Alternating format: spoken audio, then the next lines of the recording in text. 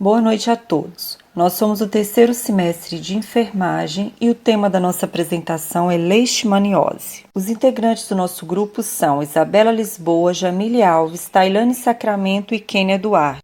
Vamos iniciar a nossa apresentação informando o que é taxonomia. Filo, Sarcomastigofora, classe Zoomastigophoria, ordem Kinetoplastida, família Trypanosomatidae, gêneros Leishmania, que é a leishmaniose cutânea e visceral, e Trypanosoma cruzi, que é a doença de Chagas. Afinal, o que é leishmaniose? Leishmaniose é uma doença infecciosa, porém ela não é contagiosa.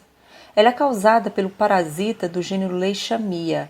Esses parasitas, eles vivem e se multiplicam no interior das nossas células, que fazem parte do sistema de defesa, chamados macrófagos.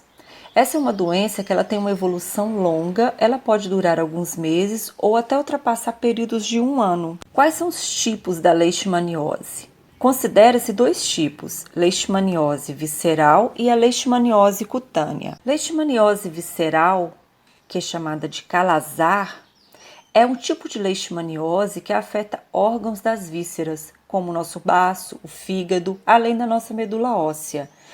De forma geral, essa leishmaniose ela pode atingir crianças até 10 anos de idade e é considerada a forma mais aguda da doença.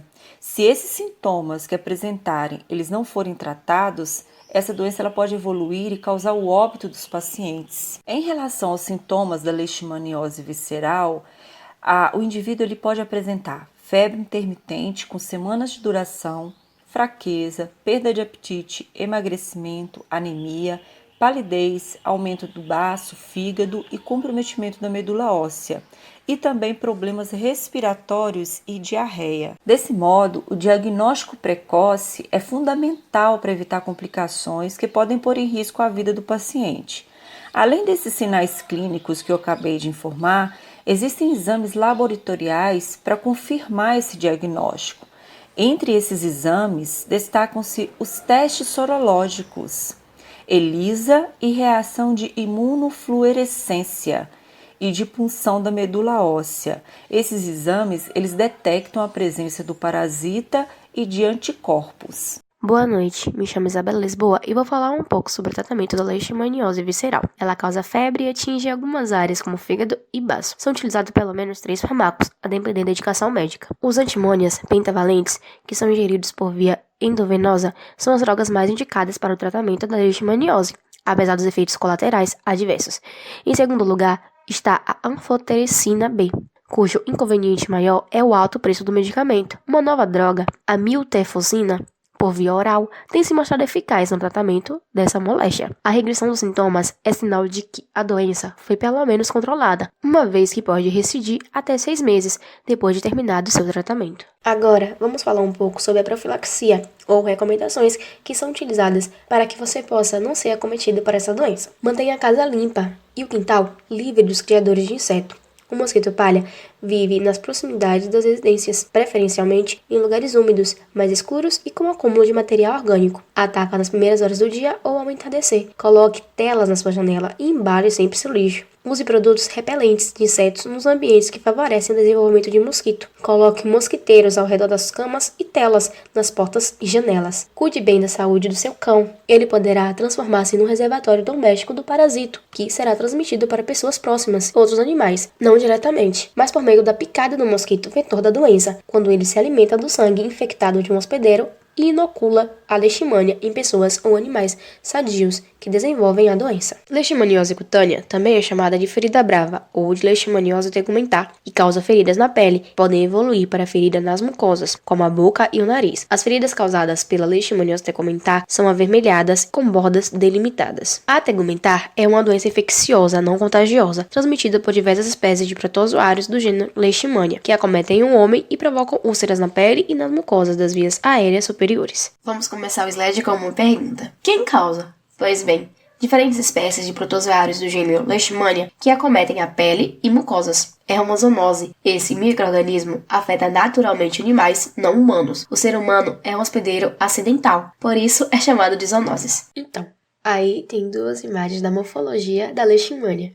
Eles são de genéticos heterogênicos e apresenta em seu ciclo de vida apenas duas formas evolutivas: a forma promastigota, que é flagelada e extracelular, e a forma amastigota, que é intracelular e sem movimento. As promastigotas apresentam um corpo alongado, medindo entre 14 e 20 UM, e flagelo livre. As amastigotas têm corpo ovoide, medindo 2,1 e 3,2 e flagelo interno. Então, como se transmite a leishmaniose tegumentar ou cutânea? A leishmaniose não se transmite de pessoa para pessoa. A transmissão ocorre através da picada de insetos transmissores infectados. Para que ocorra a transmissão, é necessária uma cadeia. A cadeia de transmissão ocorre da seguinte forma.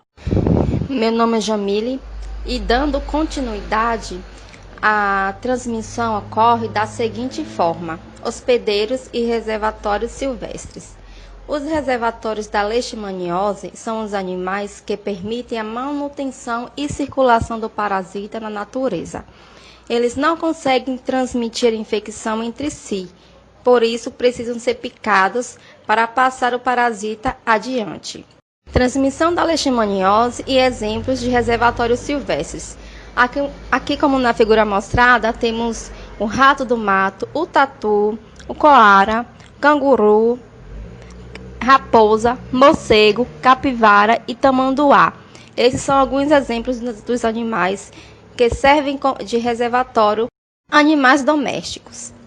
Existem muitos casos de leishmaniose em animais domésticos como cães e gatos, mas não há provas de seu papel na cadeia de transmissão. Até o momento, sabemos que estes animais são apenas hospedeiros acidentais. Exemplos deles são o gato e o cachorro. E fazendo uma pergunta, quais são os principais vetores da leishmaniose? Os vetores transmissores da leishmaniose são o mosquito Phlebotomineus, conhecido como mosquito palha, tatuquira, birigui e entre outros. Lesão provocada pela leishmaniose. Como é essa lesão? Ele está subdividido em estágio inicial, que é a placa infiltrativa sem úlceras. Lesão típica, lesão avermelhada, úlcera com fundo granuloso, bordas elevadas e avermelhadas. Quanto à evolução da lesão, a lesão pode ir aumentando, ulcerando com bordas mais elevadas e finas que no estágio do início da úlcera. As lesões podem ir aumentando em quantidade, como pode ser visto abaixo na imagem. As ulceradas podem ir aumentando em extensão, ou seja, para os lados ou até mesmo em profundidades, para dentro. Sendo assim, como podemos confirmar o diagnóstico? O diagnóstico pode ser feito através de exames parasitológicos ou através de demonstração direta do parasito. Neste teste, retira-se uma parte da lesão e o parasito é encontrado diretamente na lesão da pele. Esse teste é o mais rápido, barato e mais fácil de ser realizado. Com maior tempo da lesão, menor a chance de positividade. É possível também identificar o diagnóstico através de exames imunológicos, teste intradérmico, intradermoreação, de Montenegro ou da leishmania. Pode apresentar falso negativo, dá negativo, mesmo em que a pessoa já tenha a doença, até 4 a 6 semanas no início da lesão. Depois desse tempo, esse teste se positiva em 90% dos pacientes. Ou seja, esse teste com resultado negativo não se inclui no nosso diagnóstico. O teste pode permanecer positivo mesmo também após a cura, pois indica contrato prévio e não necessariamente doença ativa. Pode-se diagnosticar também através de sorofisiológicos.